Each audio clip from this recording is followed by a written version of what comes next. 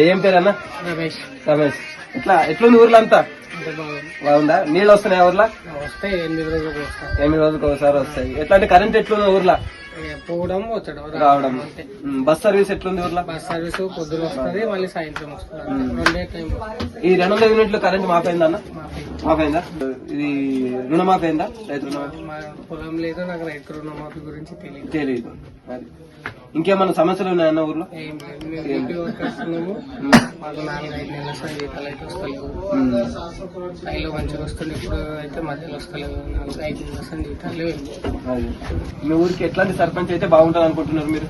మాకు ఊరికి సంబంధించిన వాళ్ళు బాగా కేటగిరీ బట్టి సర్పంచ్ అయితే బాగుంటుంది. మా ఊర్లో ఇక మా ఊరికి సంబంధించి మాకు ఛాయిస్ ఉన్న వాళ్ళకి మేము చేసుకుంటాం. ఇంకేమన్నా సమస్యలు ఉన్నాయన్న ఊర్లో? ఏమన్నా సమస్యలు ఉన్నాయి ఇంకా?